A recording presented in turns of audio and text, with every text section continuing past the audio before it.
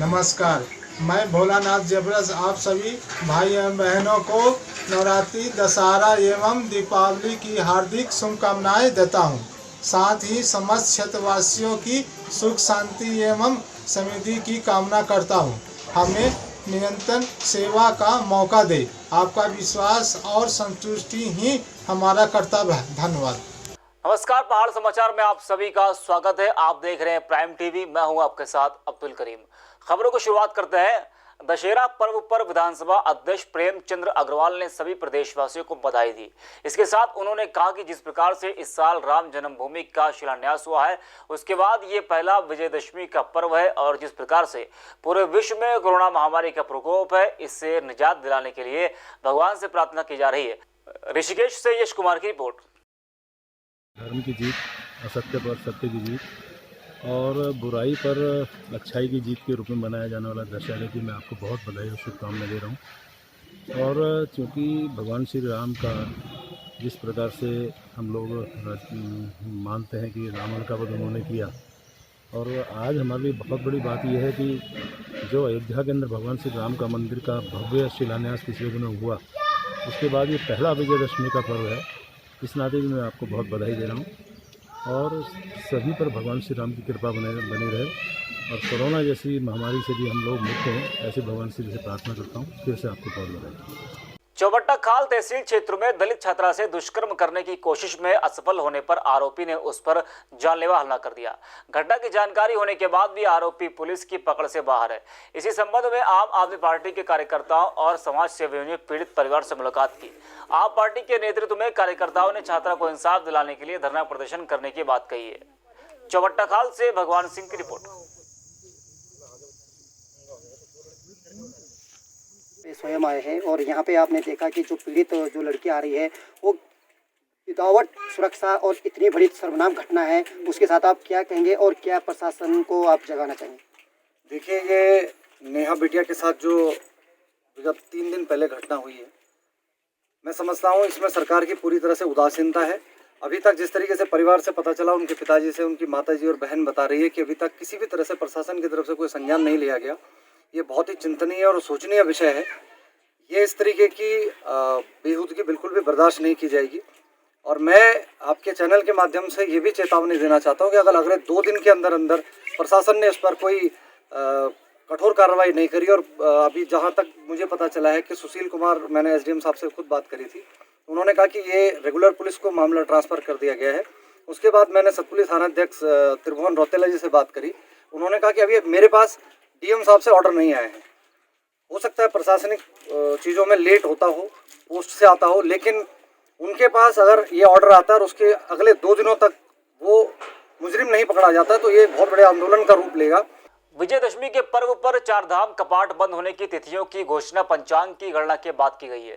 केदारनाथ के कपाट 16 नवंबर को प्रातः 8:30 बजे, बद्रीनाथ के 19 नवंबर शाम को 3:35 पर बंद होंगे। यमुनोत्री के कपाट 16 नवंबर, गंगोत्री के 15 नवंबर को शीतकाल के लिए कपाट बंद किए जाएंगे। देवस्थानम बोर्ड के मीडिया प्रभारी ने इस बात की जानकारी दी। जोशीमठ से प्रदीप भंडारी की रिपोर्ट।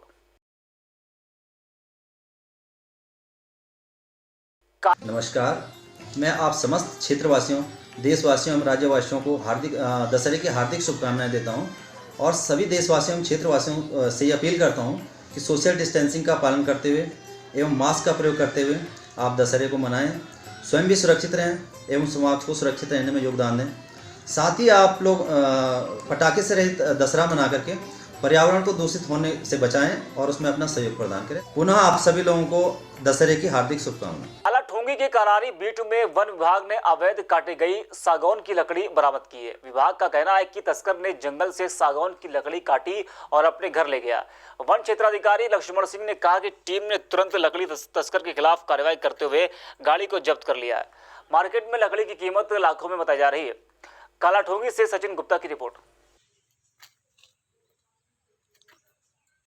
ये जो आज फागुन हमने सुबह पकड़े, ये धमोला है, बीजलपुर धमोला और करारी बीट, वहाँ से काटा गया था। बीजलपुर धमोला में स्वर्ण कुमार कंबोज के वहाँ बरामद किया गया है और मौके से ट्रैक्टर, ट्राली और लकड़ी जो है 8 नग है, उसको हम अपने कब्जे में सीज कर लिया। केंद्र सरकार के द्वारा जारी गाइडलाइंस के बीच दशहरा का पर्व मनाया जा रहा है। काशीपुर में इनर व्हील क्लब की महिलाओं ने कोरोना रूपी रावण का राजकीय चिकित्सालय में दहन किया। इस मौके पर एसडीएम गौरव कुमार के अलावा कोरोना नोडल अधिकारी डॉक्टर अमरजीत सिंह व मुख्य चिकित्सा अधीक्षक डॉक्टर पीके सिन्हा समेत कई लोग मौजूद रहे। काशीपुर से अजहर मलिक की रिपोर्ट। ब्लॉसम है, उनकी प्रेसिडेंट, उनकी सेक्रेटरी, हम सब ने मिलके ये प्लान बनाया कि जिस तरह रावण का नाश करते हैं ऐसे ही जो महामारी है और हमारे जो कोरोना वॉरियर्स हैं, डॉक्टर अमरजीत जी हैं और हमारे एसडीएम हैं, इन लोगों की पूरी टीम आई और हम लोगों ने इस उद्देश्य से कि जिस तरह से हम रावण का नाश कर रहे हैं इस महामारी का नाश करें। काशीपुर में कोविड-19 के नियमों का पालन करते हुए मां मनसा देवी का डोला पुलिस और प्रशासन की देखरेख में निकाला गया। श्रद्धालुओं ने मां के दर्शन करते हुए फूल चढ़ाकर डोले का स्वागत किया। मां के डोला में नियमों का पालन करते हुए तकरीबन 200 लोग शामिल हुए। मां के दर्शन के समय श्रद्धालु काफी उत्साहित दिखे। काशीपुर से अजहर मलिक की रिपोर्ट। मां मनसा देवी शोभा यात्रा 45 वर्षों से निकल रही है और ये इस बार 46वीं शोभा यात्रा है मां मनसा मैया की। वैसे तो बहुत विशाल रूप में निकलती है, उत्तर भारत की प्रमुख शोभा यात्रा है ये। इसमें विभिन्न क्षेत्रों से झांकी आती हैं, लेकिन केंद्र सरकार और राज्य सरकार की गाइडलाइन के अनुसार कोरोना काल चल रहा है, उसको देखते हुए हमने उनके 25 बिंदुओं को देखते हुए माँ का सिर्फ डोला और केंद्र सरकार की अनुमति में जो हमें 150 लोगों की परमिशन मिली उसके साथ हमने मैया की सवारी निकालकर। कोरोना के कई महीनों बाद ट्रेनों का संचालन शुरू हो गया है। दिल्ली से देहरादून के बीच मसूरी में ट्रेन का संचालन शुरू हुआ है। दिल्ली से होकर जाने वाली ट्रेन लक्सर जंक्शन से भी गुजरती है। कोरोना की वजह से यहां पर कई दिनों से ट्रेनों की आवाजाही बंद थी। ट्रेन से आने वाले यात्रियों की स्टेशन पर ही एंट्री की जा रही है। लक्सर से प्रवीण सैनी की रिपोर्ट। जनरली मैं जी दिल्ली अहमदाबाद का रहने वाला हूँ। काफ़ी टाइमों से लॉकडाउन से 6 महीने से सारी चीज़ें बंद पड़ी थी, तो ट्रांसपोर्टेशन मतलब कि पूरी तरह से बिगड़ गया था। जिस तरह से मैं आज 6 महीने के बाद पहली बार ट्रैवल करने के लिए निकला तो पहले जैसा नॉर्मल हो चुका है। सारे लोग सोशल डिस्टेंसिंग का थोड़ा जितना हो सकता है पालन भी कर रहे हैं। गवर्नमेंट ने सारी चीज़ें चालू की है। मेरे ख्याल से एक अच्छा स्टेप है कि पहले जैसा नॉर्मल कर रहे हैं तो सारे लोग मतलब कि इजीली घूम भी रहे हैं। तो मेरे ख्याल से अच्छा स्टेप है गवर्नमेंट से किया गया। मसूरी में ट्रेडर्स और वेलफेयर एसोसिएशन ने नगरपालिका में 2 सभासदों को सम्मानित किया है। सम्मान समारोह में दोनों को माला पहनाते हुए शॉल भेंट की गई। सम्मानित होने वाले लोगों में से एक व्यापार संगठन के सदस्य रहे। कार्यक्रम में दोनों के सम्मानित होने पर व्यापार संघ के लोग काफी खुश दिखाई दे रहे। मसूरी से शुभम गहरोला की रिपोर्ट। सबसे पहले तो मैं धन्यवाद ज्ञापित करना चाहता हूं ट्रेडर्स एसोसिएशन का, जिन्होंने हमारा आज इतना भव्य सम्मान समारोह आयोजित किया है यहाँ पे। और निश्चित ही हम प्रयास करेंगे कि जो भी अपेक्षाएं इन लोगों ने हमारे से की है, हम भरसक प्रयास करेंगे कि निश्चित ही हम उस पर खरा उतरने। देखिए, नगर पालिका में जो नामित सदस्य हैं मदन मोहन शर्मा जी, वो Mussoorie traders and welfare association के हमारे बहुत ही सम्मानित सदस्य हैं, संरक्षक हैं, चुनाव अधिकारी हैं और संस्था के संस्थापक हैं। उनका अस्तित्व एक बहुत ही अलग अस्तित्व है मसूरी में और वो एक समाज सेवी के रूप में जाने जाते हैं, पहचाने जाते हैं।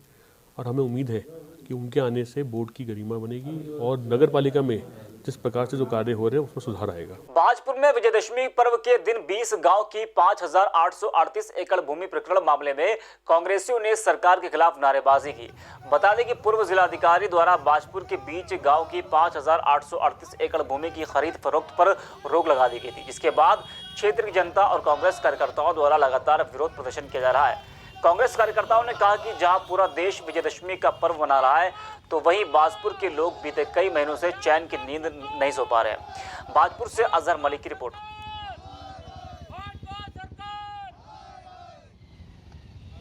आज जो उत्तराखंड की सरकार है वो भी अपने आप में रावण रूपी, उनकी जो गतिविधियां हैं, उनकी जो कार्यशैली है वो भी अहंकारी रावण की तरह है। आज विजयदशमी का दिन है और भाजपुर के 20 गांव और हज़ारों परिवारों के लिए ना कोई दशहरा ना दिवाली, क्योंकि उनका सुख, चैन, नींद सब कुछ ये रावण रूपी सरकार हर चुकी है। इसे हड़पने की योजना है भाजपुर के सुख चैन को। तो आज उसी के रूप में दशहरे के दिन रावण के रूप में हमने उत्तराखंड सरकार का पुतला दहन किया है कि हम सब भाजपुर वासियों के लिए तो ये सरकार भी रावण के रूप में ही काम कर रही है। जनता के जो जनहित के विषय हैं उन पर कोई निर्णय, कोई सकारात्मक निर्णय ये सरकार नहीं ले रही है। हज़ारों परिवार बर्बादी के कगार पर हैं, लेकिन अभी तक सिवा आश्वासनों के कोई काम नहीं हुआ। सितारगंज पुलिस ने मुखबिर की सूचना पर छापेमारी करते हुए कुंटल प्रतिबंधित मांस बरामद किया है। गोकशी कर रहे 5 लोग अंधेरे का फायदा उठाकर पुलिस के पास से भागने में कामयाब हो गए। पुलिस ने फरार 5 लोगों के खिलाफ गौवंश संरक्षण अधिनियम के तहत मुकदमा दर्ज कर लिया है। सितारगंज से अनीश रजा की रिपोर्ट।